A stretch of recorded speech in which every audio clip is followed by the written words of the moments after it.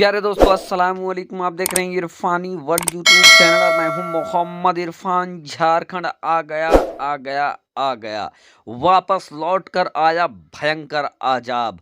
कांप उठे लोग।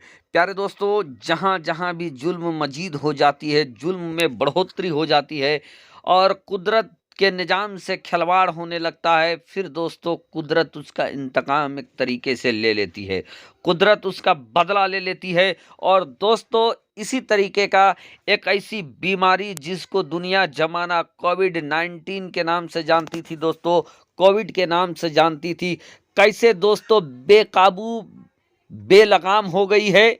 और कहां पर दोस्तों रखने को कब्रिस्तान नहीं मिल रहे हैं, हॉस्पिटल में रखने को जगह नहीं है, शमशान में जलाने के लिए लकड़ियां नहीं है।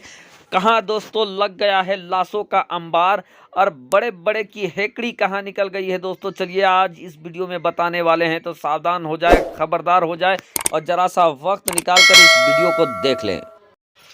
कोविड का महाविस्फोट, ऐसा विस्फोट हुआ है दोस्तों जिसके बारे में ना किसी ने सुना है ना देखा है। अब तक का सबसे बुरे दौर में पहुंच गया है चाइना। जी हाँ दोस्तों, मैं उसी चाइना की बात कर रहा हूं जिस चाइना में उइगर मुसलमानों के ऊपर जुल्म और सितम बर्बरियत कैसे पहाड़ तोड़े गए दोस्तों कि सुनकर देखकर आदमी के रूह कांप उठते हैं, रोंगटे खड़े हो जाते हैं। यानी जुल्म की इंतहा जहां पर की गई मुसलमानों के ऊपर, उसी मुल्क चाइना के ऊपर दोस्तों रब का ऐसा अजाब नाजिल हुआ है दोस्तों कि आज चाइना की दारुल हुकूमत कही जाने वाली बीजिंग, जहां 70% लोग अभी कोविड-19 से पीड़ित हो गए हैं, उनको संक्रमण हो चुका है दोस्तों। चाइना के बारे जो खबरें निकलकर सामने आ रही है, लोगों को डराने वाली है, लोगों को डराकर सावधान भी कर रही है दोस्तों। क्योंकि चाइना के अंदर दोस्तों हॉस्पिटलों में, जो हॉस्पिटल है वहां पर मरीजों को सुलाने के लिए बेड नहीं है, मरीजों को खिलाने के लिए दवाएं नहीं है।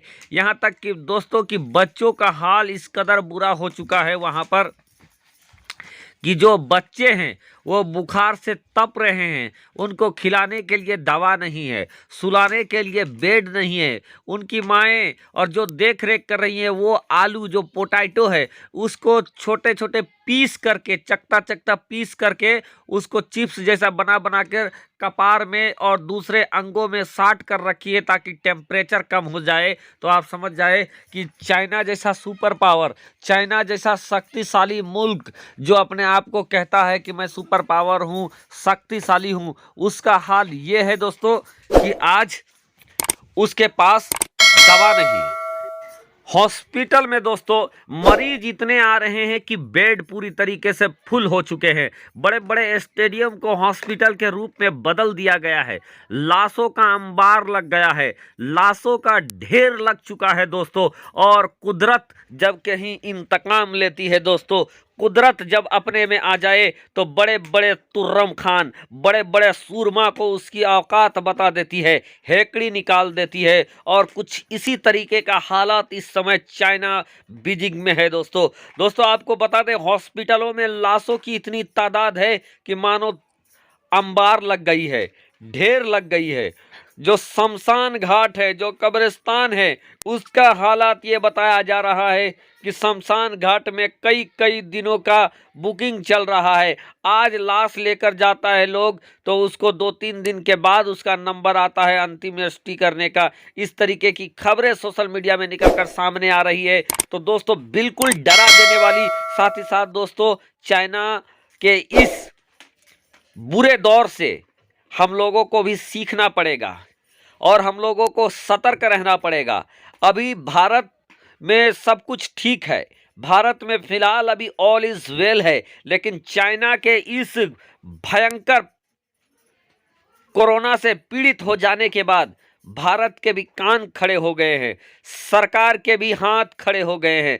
सरकार ने दोस्तों कड़ी निगरानी करना चालू कर दिया है। और आपको बता दें कि आज दिल्ली सरकार की अहम बैठक हो रही थी इसी कोरोना के ऊपर दोस्तों, क्योंकि कोरोना के एक दो पेशेंट दिल्ली में निकल आए हैं और ये अपने आप में दोस्तों खतरे की घंटी है। लेकिन अभी पैनिक होने की ज़रूरत नहीं है भारत के लोगों को। लेकिन दोस्तों आप अभी से सतर्क हो जाए, अभी से आप होशियार हो जाए, क्योंकि भारत ने वो दौर, लॉकडाउन का दौर देखा है, भारत ने वो दर्दनाक दौर देखा है। तो लोगों को पता ही है दोस्तों कि जब इसकी बीमारी फैल जाती है तो इंसान किस तरीके से घरों में कैद हो जाते हैं। तो दोस्तों आपको बता दें कि इंडिया में अभी ऑल इज वेल है, लेकिन खतरा टला नहीं है। अगर आप भीड़ भाड़ वाले इलाके में जाते हैं, ज़्यादा कोशिश करें कि भीड़ भाड़ वाले इलाके में ना जाएं।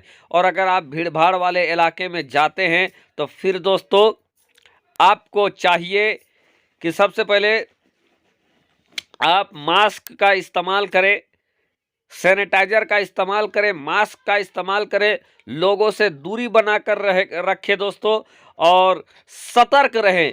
क्योंकि जब चाइना जैसा इतना विकसित मुल्क का खटिया खड़ा हो चुका है, चाइना जब बाप बाप बोल रहा है, तो फिर दोस्तों उसके जैसे पैसा खर्च करने वाला टेक्नोलॉजी में हाय मुल्क भी आज चरमरा गया है, तो फिर समझ सकते हैं दूसरों का क्या होगा।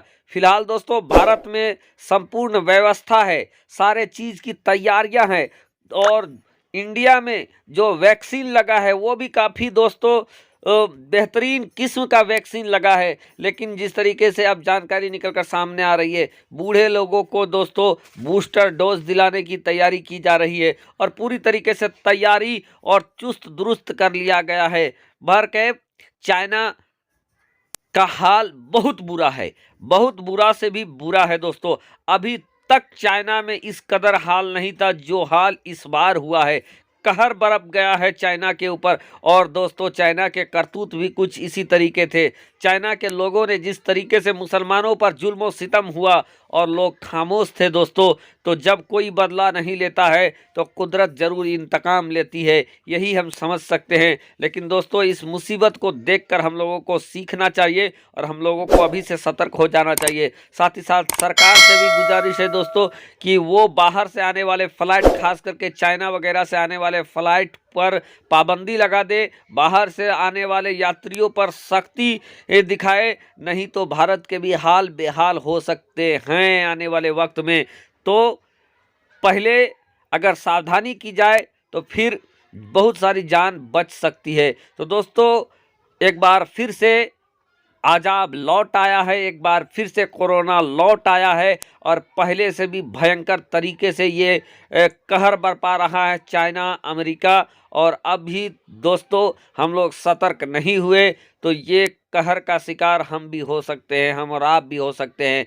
तो सावधान रहें, सुरक्षित रहें, मास्क लगाकर निकले, सैनिटाइजर का इस्तेमाल करें और सरकार के दिशा निर्देश को मानें।